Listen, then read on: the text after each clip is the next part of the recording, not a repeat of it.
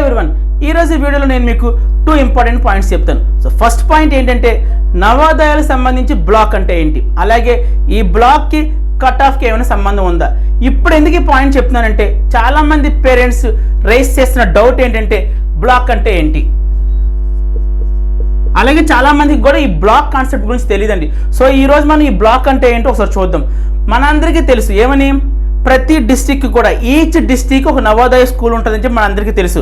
ఒకవేళ ఆ district backward district అయితే అంటే ఏంటి, వెనకబడిన జిల్లా అయితే 2 స్కూళ్ళు ఉంటాయి. బట్ జనరల్లీ ఈచ్ డిస్టిక్ అంటే ప్రతి డిస్టిక్కి కూడా ఎవ్రీ డిస్టిక్ జనరల్గా అయితే ఒక నవోదయ స్కూల్ ఉంటుంది. ఒకవేళ ఈ డిస్టిక్ అనేది వెనకబడిన జిల్లాలో బ్యాక్వర్డ్ డిస్టిక్ అయితే మాత్రం 2 స్కూల్స్ ఉంటుంది. ఇది మనకు ఆల్రెడీ తెలిసి పాయింట్. బట్ బ్లాక్ అంటే ఏంటంటే ప్రతి డిస్టిక్లో కూడా అంటే ప్రతి జిల్లాలో కూడా మండలాలు ఉంటాయి. అవునండి, ప్రతి డిస్టిక్లో కూడా మండలాలు ఉంటాయి. మరి బ్లాక్ అంటే ఏంటి సార్ అంటే చెప్తాను చూడండి. బ్లాక్ అంటే ఏంటంటే 2 లేదా 3 మండలాలను తీసుకొని ఒక బ్లాక్ కింద తీసుకుంటాడు. సో అక్కడ ఏంటంటే అక్కడ ఉన్న పాపులేషన్ బేస్ చేసుకొని అది 2 మండలాల కింద తీసుకోవాలా లేదంటే 3 మండలాల కింద తీసుకోవాలని చెప్పి వాళ్ళు డిసైడ్ అవుతారు. బట్ జనరల్గా ఏంటంటే ప్రతి డిస్టిక్కి ఒక నవోదయ స్కూల్ ఉంటుంది. బ్లాక్ కాన్సెప్ట్ వరకు వస్తే ఈచ్ డిస్టిక్లో మనకు మండలాలు ఉంటాయి. సో 2 లేదా 3 మండలాలని మీకు ఆల్రెడీ చెప్పాను సార్, అది 2 3 అంటే మనం ఫిక్స్ చేయలేం, పాపులేషన్ మీద డిపెండ్ అయ్యి ఉంటుంది అక్కడ ఆ మండలాలకు సంబంధించి. సో 2 తీసుకున్నా 3 తీసుకున్నా సరే 2 లేదా 3 మండలాలని ఒక బ్లాక్ కింద తీసుకుంటాడు. ఇది బ్లాక్ కాన్సెప్ట్. ఓకే, ఈ బ్లాక్కి కట్ ఆఫ్కి ఏమైనా సంబంధం ఉందా అంటే ఎస్ ఉందండి. చెప్తాను, జాగ్రత్తగా వినండి సరే. జనరల్గా మీరు ఇక్కడ తెలుసుకోవాల్సిన పాయింట్, అలాగే చాలామంది పేరెంట్స్ అనుకున్న పాయింట్ ఏంటంటే నవోదయ ఎగ్జామ్ సంబంధించి కట్ ఆఫ్ అనేది ఈచ్ డిస్టిక్ ఉంటుందని చెప్పి అనుకుంటారు. వాళ్ళు కట్ ఆఫ్ని డిస్టిక్ వైజ్ తీసుకుంటారు. చాలామంది పేరెంట్స్ తెలియదు జనరల్గా అసలు నవోదయకు సంబంధించి కట్ ఆఫ్ అనేది ఎలా లెక్కిస్తారు, ఎలా క్యాలిక్యులేట్ చేస్తారని చెప్పి తెలియదు. బట్ వాళ్ళు తెలుసుకున్న దాంట్లో ఏమని తెలుసుకుంటారంటే కట్ ఆఫ్ అనేది ఎప్పుడు కూడా ఈచ్ డిస్టిక్ వైజ్ ఉంటుందేమని చెప్పి అనుకుంటారు. But it is wrong. Navodaya cut ఆఫ్ని డిస్టిక్ వైజ్ తీసుకోరండి. మరి ఎలా తీసుకుంటారు చెప్తాను, జాగ్రత్త వినండి. ఫస్ట్ ఆఫ్ ఆల్ ఏ ఎగ్జామ్కి అయినా, అది ఏ కాంపిటేటివ్ ఎగ్జామ్ అయినా, నవోదయ అయినా, సైనిక్ అయినా, ఇంకా ఏ అదర్ కాంపిటేటివ్ ఎగ్జామ్ అయినా సరే ఒక ఎగ్జామ్ సంబంధించి కట్ ఆఫ్ అనేది ఎలా డిసైడ్ చేస్తారో ఇప్పుడు జాగ్రత్త చెప్తాను చూడండి ఒకసారి. మనం ఇప్పుడు నవోదయ ఎగ్జామ్ వరకు తీసుకుంటే మాత్రం నవోదయకి సంబంధించి కట్ ఆఫ్ అనేది first of all district wise అయితే క్యాలిక్యులేట్ చేయడు. మరి దేని ప్రకారం క్యాలిక్యులేట్ చేస్తాడంటే బ్లాక్స్ వైజ్ క్యాలిక్యులేట్ చేస్తాడు. బ్లాక్ ఆల్రెడీ మనం బ్లాక్ అంటే ఏంటి ఇప్పుడే నేర్చుకునేవని, ప్రతి డిస్టిక్లో ఉన్న 2 లేదా 3 మండలాలని ఒక బ్లాక్ కింద తీసుకుంటాడు. Coming to Navodaya cut off, ఒక కట్ ఆఫ్ నవోదయ ఎగ్జామ్ సంబంధించి వాడు డిసైడ్ చేయాలంటే మాత్రం first of all district wise అయితే తీసుకోడు, బ్లాక్ వైజ్ తీసుకుంటాడు. ఓకే, ఇది ఫస్ట్ పాయింట్ తీసుకుంటాడు. అలాగే ఇంకే పాయింట్స్ తీసుకుంటాడు, కట్ ఆఫ్ సంబంధించి ఇంకే పాయింట్స్ తీసుకుంటాడంటే మీకు చిన్న ఎగ్జాంపుల్ చెప్తే ఆటోమేటిక్గా అర్థమవుతుంది. ఒక స్టూడెంట్ తీసుకుందాం మనం, ఒక స్టూడెంట్ పాయింట్ ఆఫ్ వ్యూలో మాట్లాడుకుందాం మనం. ఒక స్టూడెంట్ పాయింట్ ఆఫ్ వ్యూలో మాట్లాడుకుంటే ఫస్ట్ ఆఫ్ ఆల్ వీడు ఏ డిస్ట్రిక్ట్ సంబంధించినవాడు, అలాగే ఆ తర్వాత ఆ స్టూడెంట్ ఏ బ్లాక్కి సంబంధించిన వాడు, ఇంకా ఆ తర్వాత ఏ రిజర్వ్ బ్లాక్ తర్వాత ఏమని చూస్తాడు, రూరల్ ఆర్ అర్బన్. చూడండి ఒక ఎగ్జామ్ సంబంధించి వాళ్ళు కట్ ఆఫ్స్ అనేవి ఎలా డిసైడ్ చేస్తారో నేను చెప్తాను. ఫస్ట్ ఆఫ్ ఆల్ ఆ స్టూడెంట్ అనేవాడు ఏ డిస్ట్రిక్ట్ సంబంధించినవాడు, తర్వాత ఏ బ్లాక్ సంబంధించినవాడు, ఆ తర్వాత ఆ స్టూడెంట్ రూరల్ అర్బనా, అండ్ ఆ తర్వాత ఇంకే పాయింట్స్ ఉంటుంది, ఎస్సీనా, ఎస్టీనా, ఓబీసీనా, లేదంటే జనరల్గా ఇది స్టూడెంట్ వరకు వచ్చి వాళ్ళు కన్సిడర్ చేసే పాయింట్స్. స్టూడెంట్ వరకు వచ్చి వాళ్ళు తీసుకున్న పాయింట్స్ ఈ 4. ఇవి కాకుండా ఎక్స్ట్రా ఇంకొన్ని పాయింట్స్ కూడా కన్సిడర్ చేస్తారు. ఏ పాయింట్స్ అంటే ఫస్ట్ ఆఫ్ ఆల్ ఆ రోజు ఆ డిస్టిక్లో ఎంతమంది స్టూడెంట్స్ ఎగ్జామ్కి అటెండ్ అయ్యారు, ఆ రోజు అంటే ఎగ్జామ్ జరుగుతున్న రోజు ఆ డిస్టిక్ అంటే ఏంటి మీకు ఆల్రెడీ చెప్పండి, డిస్టిక్ వైజ్ క్యాలిక్యులేట్ చేయరు కాబట్టి ఆ బ్లాక్లో ఆ రోజు ఎగ్జామ్కి ఎంతమంది వెళ్ళారు, ఫస్ట్ పాయింట్ ఎంతమంది వెళ్ళారు, ఆ తర్వాత ఆ బ్లాక్ సంబంధించి ఎంతమంది స్టూడెంట్స్ ఆబ్సెంట్ అయ్యారు. 3వ పాయింట్ ఆ రోజు పేపర్ ఎలా వచ్చింది, అంటే టఫ్గా వచ్చిందా, మీడియంగా వచ్చిందా, ఈజీగా వచ్చిందా, ఎస్ అండ్ ఇది కూడా కన్సిడర్ చేస్తారు. ఈ 4 పాయింట్సే కాకుండా ఇంకొన్ని పాయింట్స్ కూడా వాళ్ళు కన్సిడర్ చేసుకొని ఒక కట్ ఆఫ్ ఇస్తారు. ఏంటి ఎక్స్ట్రా పాయింట్స్ ఏంటంటే ఇక్కడ వరకు అయిపోయినాయి కదండి, ఇవి స్టూడెంట్కి సంబంధించిన పాయింట్స్. మరి ఎక్స్ట్రా తీసుకున్న పాయింట్స్ ఏంటంటే ఆ రోజు అంటే ఎగ్జామ్ జరుగుతున్న రోజు ఆ బ్లాక్ నుంచి పర్టికులర్గా ఆ బ్లాక్ నుంచి ఎంతమంది స్టూడెంట్స్ ఎగ్జామ్కి అటెండ్ అయ్యారు. ఫస్ట్ పాయింట్, ఎంతమంది బ్లాక్ వైజ్ మాట్లాడుతారు, డిస్ట్రిక్ట్ వైజ్ కాదు. Cut off district wise calculate చేయరు, బ్లాక్ వైజ్ మాత్రమే క్యాలిక్యులేట్ చేస్తారు. సో అందుకే నేను కూడా బ్లాక్ వైజ్ చెప్తాను, జాగ్రత్తగా వినండి. ఆ రోజు ఎగ్జామ్ జరుగుతున్న రోజు ఆ బ్లాక్కి సంబంధించి, అంటే ఏంటి 2 లేదా 3 మండలాలు కలిపి బ్లాక్ కాబట్టి ఆ రోజు ఆ బ్లాక్ సంబంధించి ఎంతమంది ఎగ్జామ్ రాశారు. నెక్స్ట్ పాయింట్, ఆ రోజు ఆ ఎగ్జామ్కి ఎంతమంది ఆబ్సెంట్ అయ్యారు. 2 పాయింట్స్. థర్డ్ పాయింట్ ఏంటంటే పేపర్ లెవెల్ ఈజీగా ఉందా, మీడియంగా ఉందా, టఫ్గా ఉందా. ఎస్, ఈ 3 ఆటలు పెట్టి కూడా కట్ ఆఫ్ డిసైడ్ అవుతుంది. ఓకే, ఈజీయా, మీడియమా, టఫ్. ఇంకేం తీసుకుంటారు సార్ అంటే ఈ పాయింట్సే కాకుండా వాళ్ళు ఇంకా ఏం చూస్తారంటే ఆ బ్లాక్ సంబంధించి హైయెస్ట్ మార్క్స్ ఎంత వచ్చినాయి, ఆ బ్లాక్ సంబంధించి ఆ రోజు ఎగ్జామ్కి సంబంధించి హైయెస్ట్ మార్క్ ఎంత, అలాగే లోయెస్ట్ మార్క్ ఎంత. హైయెస్ట్ లోయెస్ట్ మార్క్ అనే పారామీటర్గా పెట్టుకొని మధ్యలో మార్క్స్కి వీళ్ళందరూ కూడా అగ్రిగేట్ చేసుకుంటారు. అగ్రిగేట్ అంతా చేసుకొని ఒక కట్ ఆఫ్ అనేది డిసైడ్ చేస్తారు. సో ఈ రకంగా నవోదయ ఎంట్రన్స్ ఎగ్జామ్ సంబంధించి కట్ ఆఫ్ మార్క్స్ అని డిసైడ్ చేస్తారు. అలాగే డిస్ట్రిక్ట్ వైజ్ కట్ ఆఫ్ అనేది తీసుకోరని చెప్పాను, బ్లాక్ వైజ్ తీసుకుంటారు. ఇక్కడ చాలా మంది మళ్ళీ అడుగుతున్న డౌట్ ఏంటంటే సార్ బ్లాక్ వైజ్ అంటున్నారు కదా, అన్ని బ్లాక్స్కి ఒకలాగే కట్ ఆఫ్స్ ఉంటాయా? ఉండవండి. ఏ బ్లాక్ ఆ బ్లాక్ సెపరేట్గా కట్ ఆఫ్ ఉంటుంది. మీకు అర్థమయ్యేలా చెప్తే జాగ్రత్త వినండి. ఫర్ ఎగ్జాంపుల్ నేను నేమ్స్ అయితే రానండి, బ్లాక్ సంబంధించి నేమ్స్ రాయను. ఎగ్జాంపుల్ కింద బ్లాక్ ఏ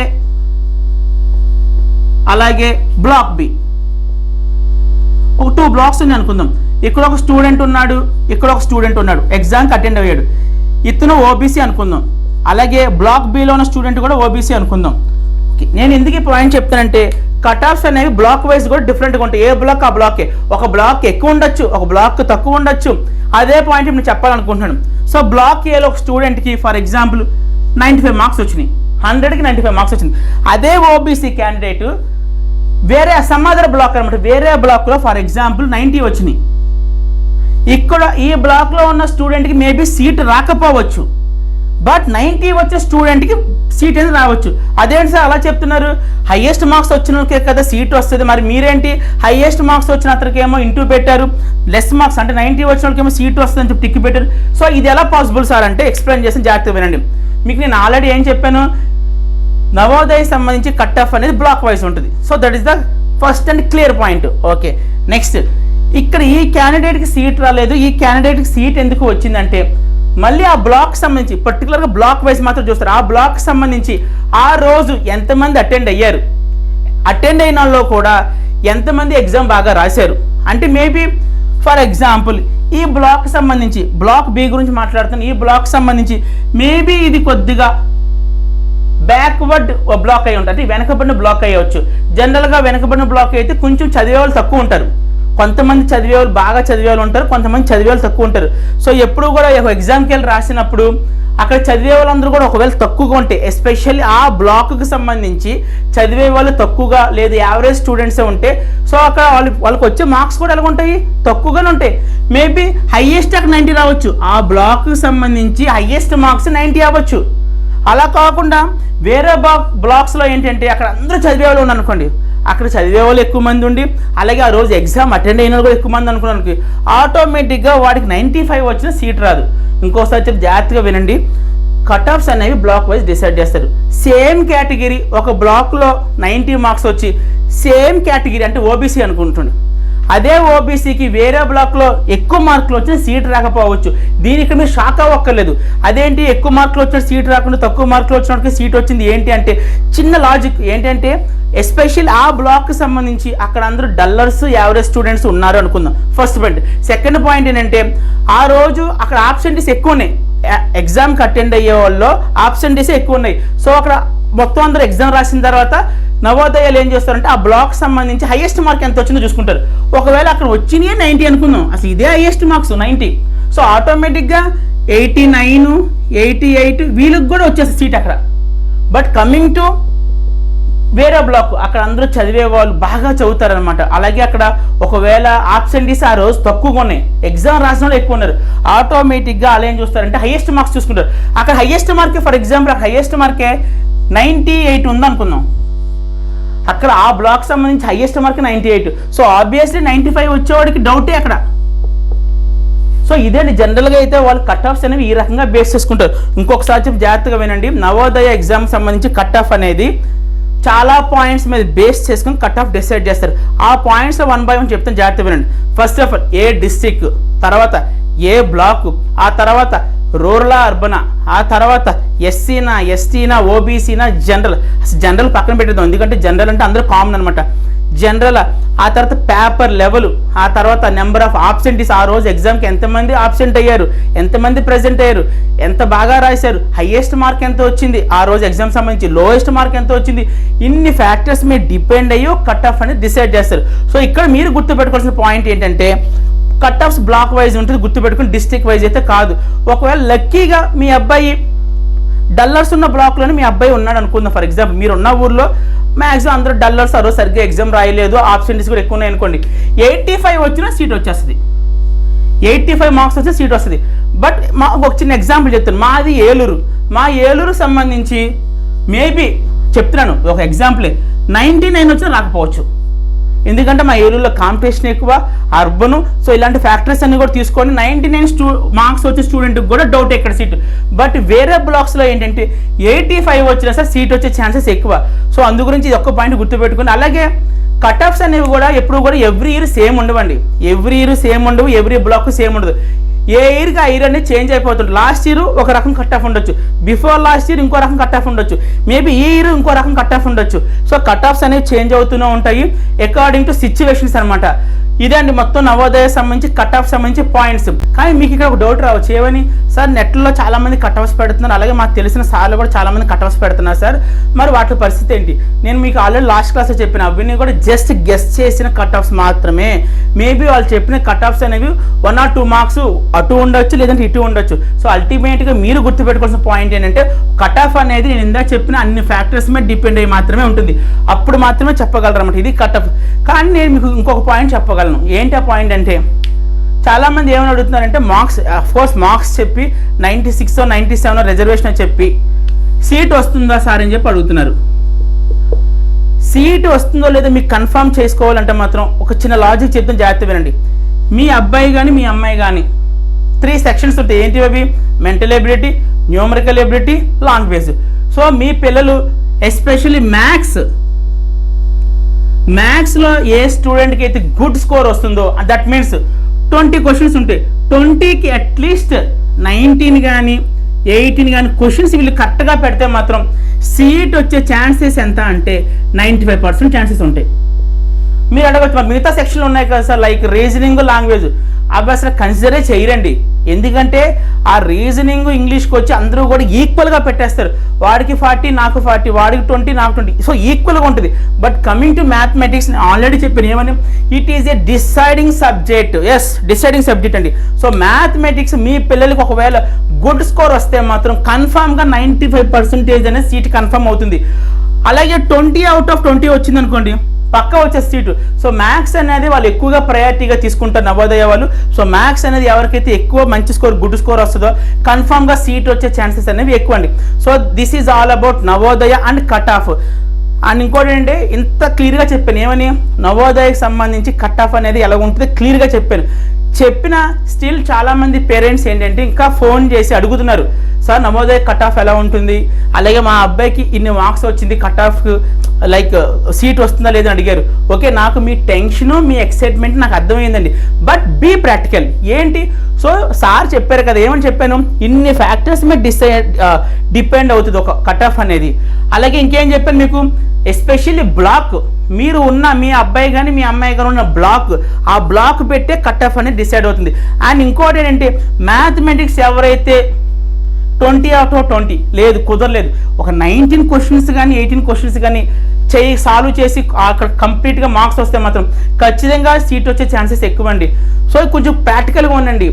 ఎందుకంటే ఉంటుంది, యాజ్ ఏ పేరెంట్గా మీకు ఒక చిన్న టెన్షన్ ఉంటుంది, చిన్న వరీ ఉంటుంది, తెలుసుకోవాలని చెప్పి ఒక ఎక్సైట్మెంట్గా ఉంటుంది. బట్ నేనే కాదు, ఎవరు కూడా చెప్పలేరండి, ఎవరికి తెలుస్తుంది? ఇన్ని ఫ్యాక్టర్స్ మీద కట్ ఆఫ్ అనేది డిపెండ్ అవుతున్నప్పుడు కట్ ఆఫ్స్ అనేవి అటు ఇటు అవ్వచ్చు. ఒకవేళ మీకు ఎవరైనా చెప్పినా జస్ట్ రఫ్ గెస్ మాత్రం, అది మాత్రం మైండ్లో పెట్టుకోండి. నో వన్ కెన్ ప్రిడిక్ట్, ఎవరు కూడా కట్ ఆఫ్స్ని ఎవరు కూడా ఊహించలేరు. బట్ ఏదో లాస్ట్ ఇయర్ పెట్టో లేకపోతే ప్రస్తుతం ఉన్న దాన్ని బట్టి ఏదో రకంగా క్యాలిక్యులేట్ చేసి ఎంతో కొంత చెప్తారు. అవి రాంగ్ కూడా అవ్వచ్చు, అవి సీరియస్గా తీసుకోకండి. ఇదండి పాయింట్. ఇంకా నేను చెప్పాలనుకుంటున్న రెండో పాయింట్ ఏంటంటే ఆన్లైన్ కోచింగ్. మేము సైనిక్కి అలాగే నవోదయ ఎంట్రన్స్ ఎగ్జామ్ సంబంధించి కోచింగ్ ఇస్తాము. అలాగే ఈచ్ బ్యాచ్కి వచ్చి 15 స్టూడెంట్స్ మాత్రమే. ప్రతి బ్యాచ్కి కూడా 15 స్టూడెంట్స్ మాత్రమే. ఆల్రెడీ 1 వీక్ బ్యాక్ ఒక బ్యాచ్ అనేది స్టార్ట్ అయ్యింది. మళ్ళీ నెక్స్ట్ బ్యాచ్ స్టార్ట్ చేయబోతున్నాము. ఆ బ్యాచ్ అనేది ఎప్పుడు స్టార్ట్ అవుతుందంటే సెప్టెంబర్ 6th నుండి నవోదయ అలాగే సైనిక్ ఎంట్రన్స్ ఎగ్జామ్ సంబంధించి ఇంకో బ్యాచ్ స్టార్ట్ అవుతుంది. ఓకే, ఈచ్ బ్యాచ్కి మాత్రం 15 మెంబర్స్. ఎందుకు సార్ 15 మెంబర్సే? ఎందుకంటే నేను రీసెంట్గా బ్యాచ్ స్టార్ట్ చేశాక కూడా చాలామంది పేరెంట్స్ ఫోన్ చేసి జాయిన్ చేసుకోమన్నారు.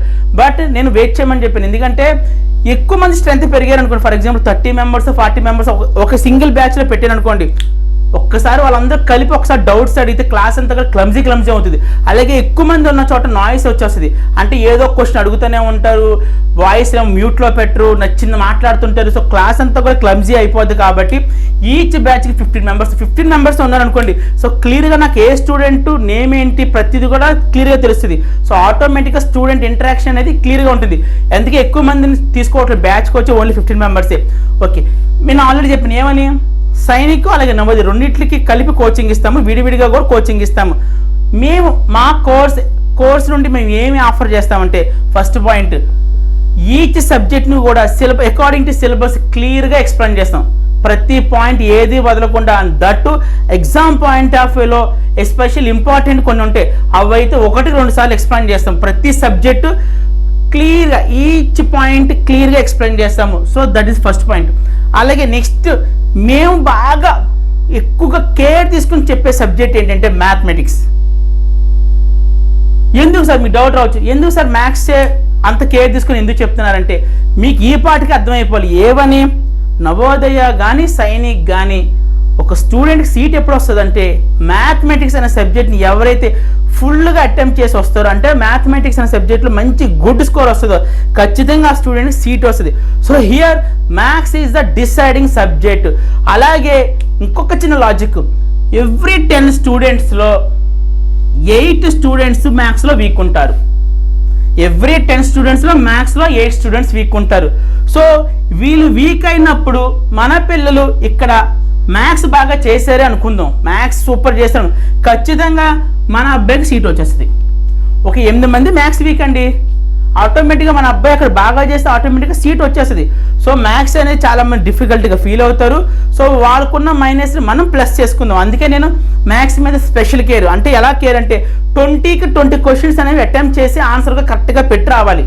సో ఎప్పుడైతే మన స్టూడెంట్స్ మీ పిల్లలు 20 out of 20 మ్యాథ్స్ అనేది కరెక్ట్గా పెడతారో ఖచ్చితంగా సీట్ వచ్చేస్తుంది. మీకు డౌట్ రావచ్చు, ఏమని సార్ మ్యాథ్స్ గురించి ఇంత క్లియర్గా చెప్తున్నారు, మరి వాట్ అబౌట్ రిమైనింగ్ సబ్జెక్ట్స్ చెప్పరా? అయ్యో అలా కాదండి, నా ఇంటెన్షన్ ఏంటంటే రిమైనింగ్ సబ్జెక్ట్స్ కూడా దాని ప్రయారిటీ ప్రకారం చెప్తాం. రిమైనింగ్ అంటే లైక్ ఏ సబ్జెక్ట్స్, రీజనింగ్, లాంగ్వేజ్, ఆ సబ్జెక్టులకి ఎంతైతే ప్రయారిటీ ఇవ్వాలో అంత ప్రయారిటీ ఇచ్చి చెప్తాం. బట్ పర్సనల్గా నాకు అర్థమైంది చెప్తాను, నా ఎక్స్పీరియన్స్ ప్రకారం మాత్రం మ్యాథ్స్ అనేది చాలా కేర్ తీసుకొని చేయాలి. ఇది ఇక్కడ స్కోర్ సాధించగలిగితే, మన పిల్లలు ఇక్కడ స్కోర్ సాధించగలిగితే సీట్ అనేది కన్ఫర్మ్, 100 కాదు 200% కన్ఫర్మ్. సో మ్యాథ్స్ మీద స్పెషల్ కేర్ ఉంటుంది, గుర్తుపెట్టుకుని. అలాగే ఎవ్రీడే ఒక ఇంగ్లీష్ వొకాబులరీ వర్డ్స్ అనేవి, ఒక 10 వర్డ్స్ అనేవి మేము సెండ్ చేస్తాం. ఇంగ్లీష్కి సంబంధించి ఎవ్రీడే 10 వొకాబులరీ వర్డ్స్, అంటే నథింగ్ బట్ మీనింగ్స్. దీనివల్ల ఉపయోగం ఏంటి సార్ అంటే, ఎవరైనా లాంగ్వేజ్ కింద మీరు ఏదైనా చూస్ చేసుకోవచ్చు, లైక్ తెలుగు కానీ ఇంగ్లీష్ కానీ హిందీ కానీ. సో ఏ రీజనల్ లాంగ్వేజ్ అయినా మీరు చూస్ చేసుకోవచ్చు. తెలుగు అయితే నో ప్రాబ్లం, ఎందుకని చిన్నప్పటి నుంచి మన లాంగ్వేజ్ అది, లోకల్ లాంగ్వేజ్ అదే మనకి. సో ఆబ్వియస్లీ మనందరం కూడా తెలుగులో ఫెమిలియర్ కాబట్టి తెలుగులో పాసేజ్లు అనేవి ఇంకో పాయింట్. లాంగ్వేజ్ సంబంధించి క్వశ్చన్స్ ఏంటంటే ఓన్లీ పాసేజెసే. జనరల్గా 3 సెక్షన్స్ అండి ఎంట్రన్స్ ఎగ్జామ్. నవోదయ సంబంధించి ఎంట్రన్స్ ఎగ్జామ్ సంబంధించి 3 సెక్షన్స్ మాత్రమే ఉంటుంది. ఫస్ట్ సెక్షన్ ఏంటంటే మెంటల్ ఎబిలిటీ, దీన్నే రీజనింగ్ అంటారు. రెండోది ఏంటంటే మ్యాథమెటిక్స్, దీన్నే న్యూమరికల్ ఎబిలిటీ అంటారు.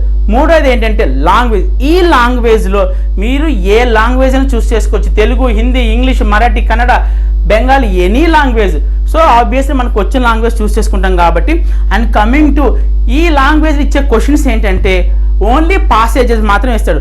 ఏదో ఒక 4 పాసేజీలు ఇస్తాడు, 4 పాసేజీలు చదువుకొని మనం ఆన్సర్ చేయాలి. సో పాసేజ్ చదవడం రావాలంటే ఖచ్చితంగా తెలుగు వాళ్ళకైతే నో ప్రాబ్లం.